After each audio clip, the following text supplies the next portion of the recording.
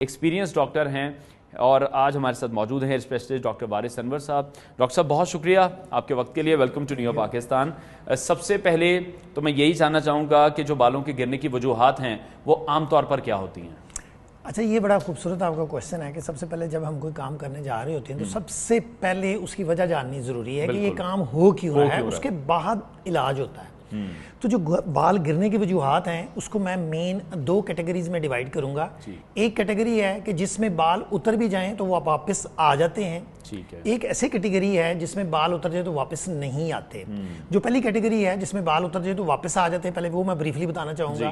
جس میں سب سے ٹاپ پہ ہے کہ اگر آپ کسی بیماری کا شکار ہوئے تو باڈی انڈر سٹریس آ گئی، آپ کی کوئی سرجری ہوئی آپ انڈر سٹریس آ گئے، آپ کسی انزائٹی سٹریس میں گئے تو آپ کی باڈی پہ سٹریس آیا اور بال اترنا شروع ہو گئے.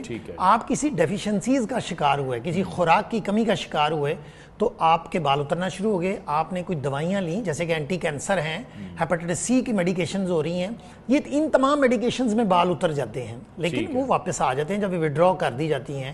اور سب سے اس کے بعد جو دوسری کیٹیگری ہے اس میں جو بال اتر جائیں تو وہ واپس نہیں آتے.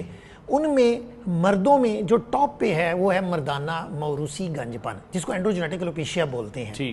اس میں اگر بال اتر جائیں تو یہ واپس نہیں آنے. پھر آپ ہیئر ٹرانسپلانٹ کروائیں گے تو آئیں گے. اس کے بعد خدا نہ خواستہ کوئی ایکسیڈنٹل انجری ہو گئی، جیسے کیمیکل ہے، کوئی کیمیکل سر پہ گر گیا ہمیشہ کے لیے بال اتر گئے. اس کے بعد کوئی روڈ سائڈ ایکسیڈنٹ ہوا اس میں بال اتر گئے، یا خدا نہ خواستہ کوئی ایسی جلد کی بیماری ہوئی جس نے آپ کی جڑوں کو بالکل ختم کر دیا تو ان میں بال نہیں آتے. اب یہ سمجھنا ضروری ہے کہ جن امراض میں بال واپس نہیں آ سکتے ان میں ہیئر ٹرانسپلانٹ کرنا چاہیے، باقیوں کو ٹریٹ کرنا چاہیے. ٹھیک ہو گیا. اچھا، یہ بھی اچھا کیا کہ آپ نے یہ چیز بھی کلیئر کر دیا، کیونکہ لوگ پھر سوچے سمجھے بغیر ہی ہم دیکھ رہے ہیں کہ آج کل وہ دھڑا دھڑ ہیئر ٹرانسپلانٹ کی طرف چلے جاتے ہیں.